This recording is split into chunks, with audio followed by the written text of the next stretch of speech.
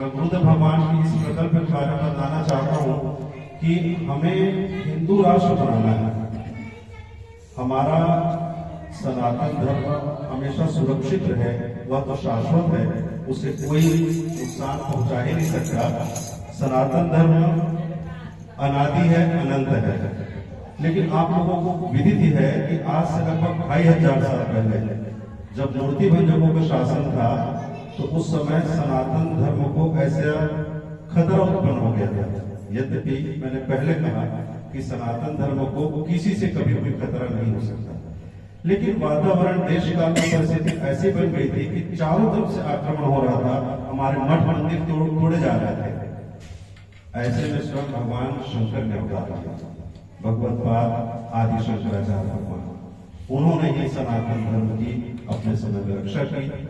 चारों दिशाओं में 4 मठ 4 पीठों की स्थापना की। जो 4 तीर्थ हम देखते हैं, जितने मठ मंदिर हम देखते हैं, और सनातन धर्म में यदि आज हम सुरक्षित हैं, भगवान आदि शंकराचार्य के कारण। उन्हीं के स्वस्थ परंपरा में चारों पीठ में जगत गुरु शंकराचार्य महाभाग अभी हैं। ये हम सबका सौभाग्य है जो हमारा मार्गदर्शन कर रहे हैं। अभी देश काल परिस्थिति ऐसी है कि पुनः वही स्थिति निर्मित हो रही है सनातन धर्म को नुकसान पहुंचाने का। हमारी जितनी परंपराएं हैं, जितनी मान्यताएं हैं, जितनी मान बिंदुएं हैं, उस सब को नुकसान पहुंचाने का व्यापक षड्यंत्र चल रहा है। अंग्रेजों की शिक्षा पद्धति की समस्या आप ले लीजिए। हम लोगों को ऐसी शिक्षा पद्धति के माध्यम से पढ़ाया लिखाया गया, हमारे पूर्वजों को भी, कि सबका दिमाग वैसा ही बन गया है, सबका हृदय मस्तिष्क अंग्रेजी पद्धति से बन गया है। हमारा भोजन आज उसकी जो परंपरा है, उसकी जो विधा है, सुरक्षित रह गई है। न भोजन, न वस्त्र, न आवास, न शिक्षा, न स्वास्थ्य, न यातायात, न उत्सव, न त्योहार, न रक्षा, न सेवा, न न्याय और न विवाह के प्रकल्प सारे विकृत कर दिए गए हैं। सारे विकृत कर दिए गए हैं, दूषित कर दिए गए हैं। ऐसे घोर कलिकाल में हम लोगों को अगर अपने मान बिंदुओं की रक्षा करना है, तो हमको सनातन हिंदू राष्ट्र की स्थापना करनी होगी। सनातन संविधान के अनुसार शासन तंत्र की स्थापना करनी होगी। इसके लिए कौन मार्गदर्शन दे सकता है?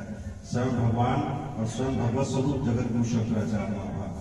वे कहते हैं कि हम अपनी पीढ़ी को और आने वाली पीढ़ी को सनातन धर्म के अपन समाजतान्वित रखें। विकास के नाम पर आज आप देखिए संयुक्त परिवार का लोप हो रहा है, संयुक्त परिवार का लोप होने लगा है। ऐसे कठिन समय में गुरुदेव भगवान मार्गदर्शन देते हैं कि इस परिवार के पूरे लोग एक साथ बैठे संकीर्तन करें, भगवान नाम संकीर्तन करें, कम से कम हनुमान चालीसा का पाठ करें। तो इससे फायदा ये होगा कि हमारे बच्चे तो कम से कम अपने धर्म में आस्थान्वित बने रहेंगे, क्योंकि आक्रमण ऐसा हो रहा है कि बच्चों के मस्तिष्क को भी पूरी तरह से प्रभावित किया जा रहा है। जो शिक्षा पद्धति वर्तमान में है, उसके माध्यम से आप बताएं, हम लोग जब पढ़ते थे या आप लोग जब पढ़ते थे, पुराने लोग, उस समय नीति शिक्षा सिखाई जाती थी, धर्म की शिक्षा हमारे शिक्षकों के द्वारा भी, हमारे पालक भी। लेकिन आज पूरी तरफ से परंपरा विलुप्त हो गई है। आधुनिक शिक्षा के माध्यम से हमको किसी प्रकार से नीति और धर्म में शिक्षा प्रदान नहीं की जाती है। तो हमारे बच्चे जब हमसे प्रश्न करते हैं कि ऐसा आप क्यों करते हैं, पूजा क्यों करते हैं, इनको क्यों मानते हैं, इसका क्या मतलब है, हम ही जवाब नहीं दे पाते। क्यों जवाब नहीं दे पाते? क्योंकि हम भी तो नहीं पढ़े हैं, हमको भी तो नहीं बताया गया है। जिनको बताया गया है धर्म गुरुओं के द्वारा, अपने शिक्षकों के द्वारा, अपने माता पिता के द्वारा, उन्हीं के घरों में सनातन धर्म कुछ अंशों में सुरक्षित है। आप और हम सौभाग्यशाली हैं कि हमारे माता पिता, हमारे पूर्वज ने हमको सिखाया पढ़ाया है, इसलिए हम लोग अभी सुरक्षित हैं। आज आप देखिए घोर कलयुग है। अभी जो षड्यंत्र चल रहा है, मैं एक चीज आपको बता दूं, संकेत में बताऊंगा, क्योंकि समय बहुत खतरनाक है। गुरुदेव भगवान ने हिंदू राष्ट्र अभियान क्यों प्रारंभ किया? इसलिए प्रारंभ किया कि हमारे सारे मान बिंदु सुरक्षित रहे।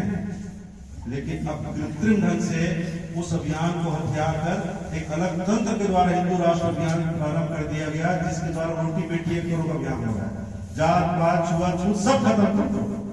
घोर वेदना के साथ मैं इस बात को कह रहा हूँ, हमारी कोई भी परंपरा, हमारे घर की मर्यादा, हमारी कुल परंपरा कुछ भी सुरक्षित नहीं रहने वाली है। ये बहुत सोचने वाली बात है। और हमारी रक्षा, हमारी परंपराओं की रक्षा, हमारी मान्यताओं की रक्षा अगर कर सकता है तो स्वयं भी भगवान।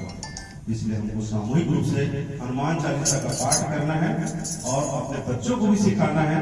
हम साप्ताहिक इस प्रकार में बैठे मठ मंदिर को दुर्ग बनाकर रक्षा, सेवा, संस्कृति, धर्म, अध्यात्म, मोक्ष का केंद्र बनाकर हमको अपना काम करना है। तो मेरा ऐसा निवेदन है कि हम सब लोग इस प्रकल्प को आगे बढ़ाएं। परिवार के सभी सदस्य कम से कम रात में एक बार एक साथ बैठे, आपस में एक दूसरे का कुशल क्षेम पूछें, 15 मिनट का संकीर्तन कर लें। इससे सबका मन, वाणी सब पवित्र हो जाएगा। आपस में किसी से कोई भूल हुई होगी, सामने वाले व्यक्ति उसे क्षमा भी कर सकता है, क्योंकि हम लोगों के साथ में बैठने की भी आदत समाप्त हो गई है। तो गुरुदेव भगवान का संदेश है कि परिवार के सारे सदस्य कम से कम एक बार अवश्य बैठे, एक साथ भोजन करें, एक साथ भगवान नाम संकीर्तन करें। ये हमारा अभियान है और 1 रुपया और 1 घंटा प्रतिदिन हर परिवार से निकलना चाहिए। कितना भी निर्धन व्यक्ति होगा, कितना भी कृपण व्यक्ति होगा, वो भी 1 रुपया समष्टि हित की भावना से निकाल सकता है, 1 घंटा सबके हित की भावना से दे सकता है। अब सबके हित की भावना से आप चिंतन भी कर लें, हम क्या ऐसा कर सकते हैं। 24 घंटे में अगर 1 घंटा भी हम समष्टि की भावना से नहीं निकालेंगे तो हमारा जीवन व्यर्थ है। और समष्टि में तो हम भी शामिल हैं। सबके हित का चिंतन अगर हम करते हैं तो हमारा हित अपने आप हो जाएगा। तो आप सबसे निवेदन है कि गुरुदेव भगवान के इस अभियान को हम अपने जीवन में अंगीकार करें और भगवान नाम संकीर्तन का प्रकल्प, श्री हनुमान चालीसा पाठ का प्रकल्प इस उद्देश्य के साथ करें कि हमारा भारत शीघ्र ही हिंदू राष्ट्र बने, गौ माता की रक्षा हो, भारत अखंड हो। धर्म सम्राट स्वामी श्री कृपाल जी महाराज का जो स्वप्न था कि भारत अखंड हो सही मायने में, और भारत हिंदू राष्ट्र बने, हमारे मठ मंदिर सुरक्षित रहें, हमारी समस्त परंपराएं, समस्त प्रकल्प, समस्त मानबिंदु सुरक्षित रहें, हमारा संयुक्त परिवार सुरक्षित रहे। इसी मंगल कामना के साथ मैं पुनः आदरणीय कृष्ण कुमार गुप्ता जी, प्रिय गणेश भाई सबके सर्व उत्कर्ष की कामना करते हुए अपनी वाणी को विराम देता हूँ।